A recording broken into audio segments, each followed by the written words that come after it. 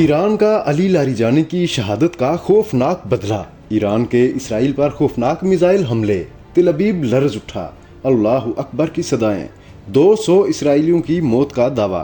ایران نے اپنے security chief علی Larijani کی شہادت کا بدلہ کیسے لیا؟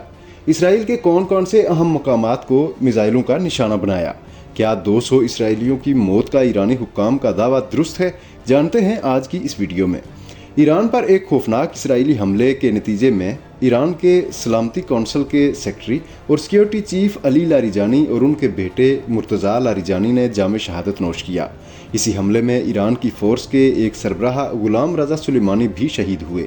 علی لاریجانی نہ صرف ایران کی قومی سلامتی کونسل کے سیکرٹری تھے بلکہ جنگی حالات میں سیاسی و عسکری حکمت عملی کے مرکزی کردار بھی بن چکے تھے۔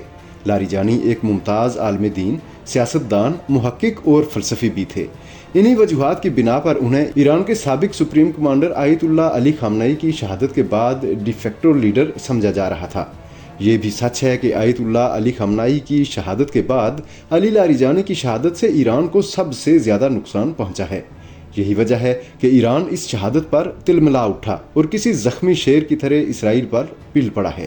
ایران نے اسرائیل کے خلاف بھرپور جوابی کارروائی کرتے ہوئے وسطی اسرائیل کو میزائل حملوں کا نشانہ بنایا ہے۔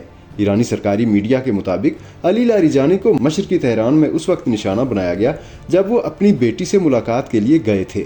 ایرانی حکام نے اس حملے کا الزام امریکہ اور اسرائیل پر عائد کرتے ہوئے اسے ایران کی خود مختاری اور سلامتی پر کھلی جارحیت قرار دیا ہے۔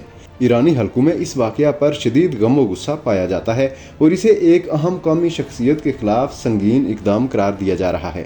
جواب میں ایرانی پاسداران انقلاب نے آپریشن وعدہ صادق 4 کے تحت اسرائیل کے خلاف حملوں کی 61ویں لہر شروع کرنے کا اعلان کیا۔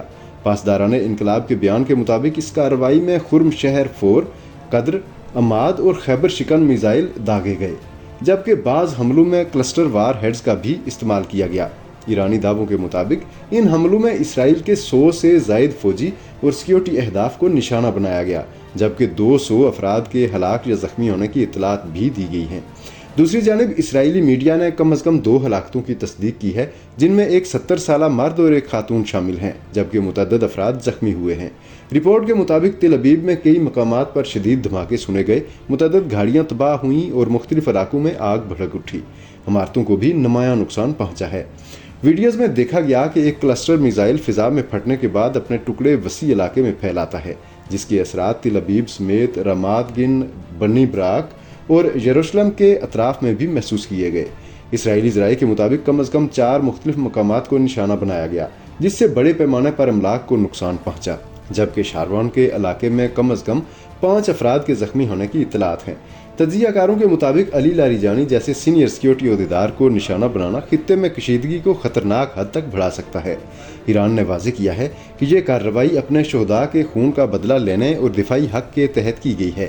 دوسری جانب اسرائیل کی جانب سے اس نوعیت کی کارروائیاں خطے میں عدم استحکام کو مزید ہوا دے رہی ہیں، جبکہ عالمی برادری کی خاموشی بھی سوالات کو جنم دے رہی ہے۔ ایران کا موقف ہے کہ اس کی سرزمین پر حملے ناقابل قبول ہیں اور وہ اپنی خود مختاری کے دفاع کے لیے ہر ممکن اقدام کرے گا۔